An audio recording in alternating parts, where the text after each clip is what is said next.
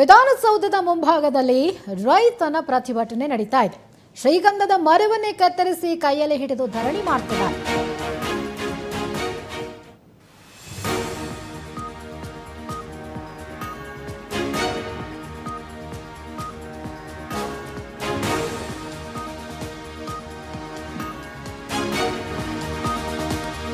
ವಿಧಾನಸೌಧದ ಮುಂಭಾಗದಲ್ಲಿ ರೈತ ಪ್ರತಿಭಟನೆ ಮಾಡ್ತಿದ್ದಾರೆ. ಶ್ರೀಗಂಧದ ಮರವನ್ನೇ ಕತ್ತರಿಸಿ ಕೈಯಲ್ಲಿ ಹಿಡಿದು ಧರಣಿ ಮಾಡ್ತಿದ್ದಾರೆ. ವಿಧಾನಸೌಧದ ಮುಂಭಾಗದಲ್ಲೇ ಇದ್ದಂಥ ಶ್ರೀಗಂಧದ ಮರವನ್ನ ಕಡಿದಿದ್ದಾರೆ ರೈತ. ಅಭಿವೃದ್ಧಿ ಹೆಸರಿನಲ್ಲಿ ರೈತ ಬೆಳೆಸಿದಂಥ ಮರವನ್ನ ಸರ್ಕಾರ ಕಡಿದು ಹಾಕಿದೆ. ಅನೇಕ ವರ್ಷಗಳಿಂದ ಶ್ರೀಗಂಧವನ್ನ ಬೆಳೀತಾ ಇದ್ರು ಋಷಿಕುಮಾರ್. ತುಮಕೂರು ಹಾಗೆ ಶಿವಮೊಗ್ಗ ಹೆದ್ದಾರಿಗಾಗಿ ಜಮೀನನ್ನ ಭೂಸ್ವಾಧೀನ ಮಾಡಿಕೊಂಡಿದ್ದಾರೆ. ರಾಷ್ಟ್ರೀಯ ಹೆದ್ದಾರಿ ನಿರ್ಮಾಣಕ್ಕಾಗಿ ಮರ ಕಡಿದಿದ್ದಾರೆ, ಅದು ಶ್ರೀಗಂಧದ ಮರಗಳನ್ನ.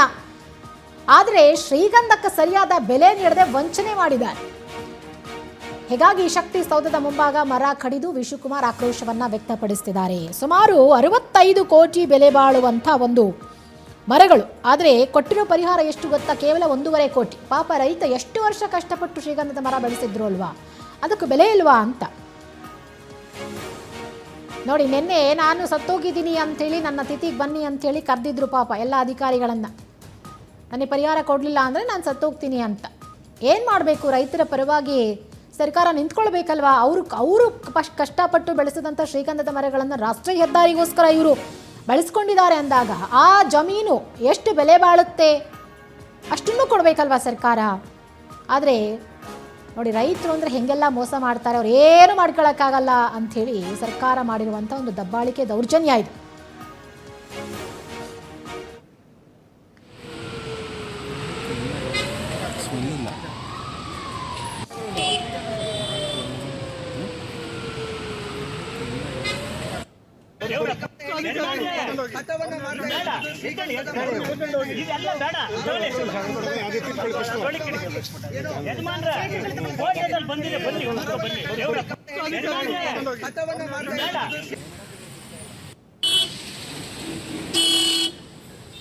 ಅವ್ರನ್ನೇ ತಿಳಿಸ್ಕೊಬಿಡ್ರಿ. ಇಲ್ಲ ರೈಟ್ಗೆ ತಗೊಳ್ರಪ್ಪ ಅಂತ ನೀವು ಅವ್ರನ್ನೇ ತಿಳಿಸ್ಕೊಬಿಡ್ರಿ.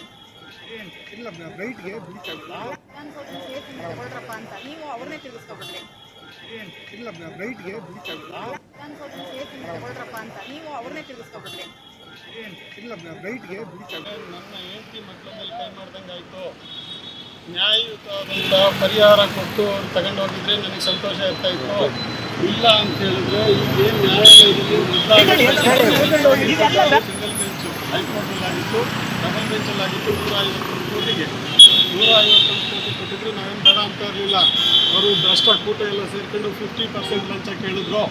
50% ಲಂಚ ಕೊಡದೆ ಇದಕ್ಕೆ 151 ಕೋಟಿನ ಬರೀ 1,25,00,000 ಮಾಡಿದ್ದಾರೆ. ಈಗಿನ ಕೋರ್ಟಲ್ಲಿ ಅವರು ಸುಳ್ಳು ದಾಖಲೆಗಳು ಕೊಟ್ಟು ಅದ್ರ ವಿರುದ್ಧ ಮತ್ತೆ ನಾವು ಡಬಲ್ ಬೆಂಚಿಗೆ ಹೋಗಿದ್ದೀವಿ. ಮಾನ್ಯ ನ್ಯಾಯಾಲಯಕ್ಕೆ ಮತ್ತೆ ಹೋಗಿದ್ದೀವಿ.